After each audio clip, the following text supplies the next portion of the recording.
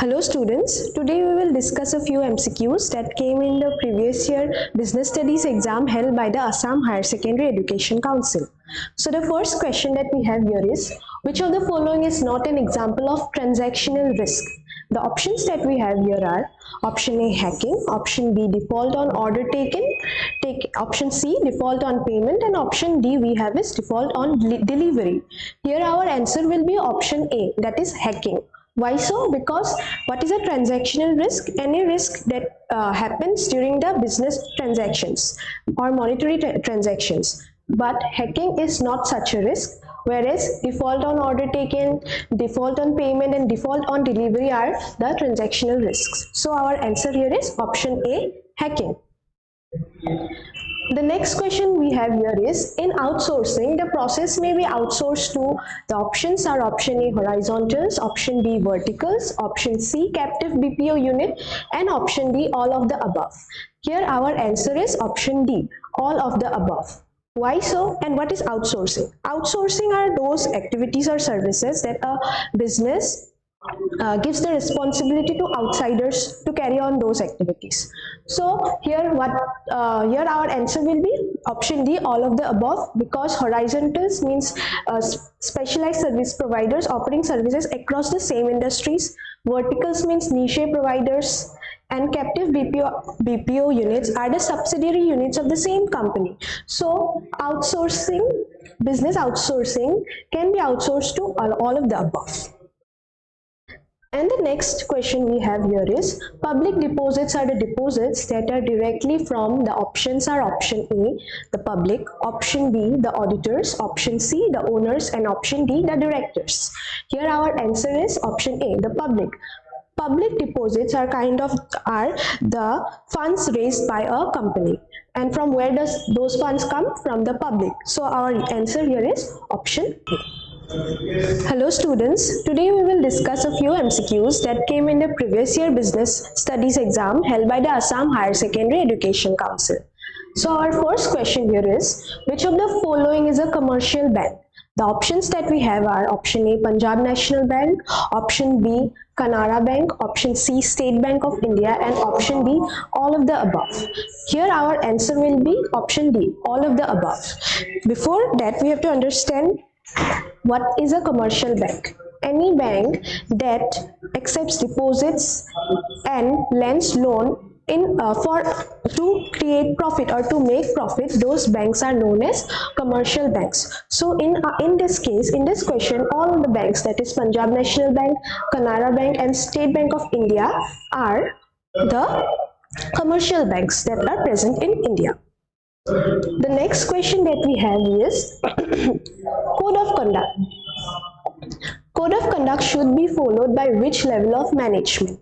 The options that we have are option A, top level, option B, low level, option C, all levels, option D, middle level. So what is code of conduct? Code of conducts are the guidelines that the business should follow while doing its activities, and it is asked which level should follow those. And we know in business we have 3 levels of management, that is top level, middle level, and low level. The code of conduct should be followed by all the levels. So our answer here is option C. The next question that we have here is, when a business firm uses eco-friendly methods of production, they are performing social responsibility towards, the options that we have here are option A, customers, option B, employees, option C, community, and option D, shareholders. So what is social responsibility? These are the obligations of a business to benefit the society and to follow all the values and morals that is followed in the society. So the answer here will be option C, community. So when a business uses eco-friendly methods, they are performing social responsibility towards the community as a whole. Hello students, today we will discuss a few MCQs that came in the previous year Business Studies exam held by the Assam Higher Secondary Education Council. So the first question here we have is, funds raised through loans or borrowings are, the options we have are option A, borrowed funds, option B, owner's equity, option C, share capital, and option D, none of the above. The answer to this question is option A, borrowed funds. So when funds raised by a business, that is the money raised by a business, comes from loans or borrowings, that will come under the borrowed funds of a business. So our answer is option A, borrowed funds. The next question that we have here is, money obtained by issue of shares is known as, the options are option A, debt, option B, share capital, option C, loans, and option D, reserve fund. Again, this is a question from business finance chapter. So money obtained from issuing of shares is known as share capital. So our answer here is option B. Now the next question that we have is, Atmanirbhar Bharat Abhiyan was started in which year? The option we have are option A, 2021, option B, 2020, option C, 2022, and option D we have is 2005. Here our answer is 2020. Why so? Because during the COVID lockdown in 2020, the Indian government introduced this scheme. The name was Atmanirbhar Bharat Abhiyan, or we can say Self-Reliant India, to boost up the economy of the country. So here our answer will be option B, 2020. Hello students, today we will discuss a few MCQs that came in the previous year business studies exam held by the Assam Higher Secondary Education Council. So the first question that we have here is, the Industrial Finance Corporation of India, that is IFCI, was established in, the options we have are option A, July 1948, option B, July 2001, option C, July 1956, and option D, July 1991. Here our answer is option A, that is July 1948. So the IFCI was established right after independence, right, just 1 year after independence. So here our answer is option A, July 1948.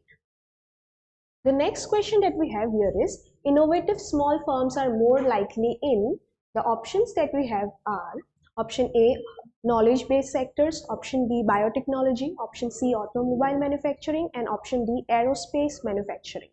Our answer here is option A, that is knowledge-based sectors. And why so, and what are innovative small firms? Innovative small firms are all those firms that are concerned with innovation activities, having certain innovative ideas, all those new industries coming up where the application of the mind is required. So the answer here we have is knowledge based, because in innovative small firms knowledge is applied, so those firms are called knowledge based sectors. The next question we have is, an individual who initiates, creates, and manages a new business can be called, the options we have are option A, a leader, option B, a manager, option C, a professional, and option D, an entrepreneur. Here our answer is option D, an entrepreneur, because an entrepreneur initiates, creates, and manages a new business. Anyone who starts a new business, has initiative, and creates and manages that business is known as an entrepreneur.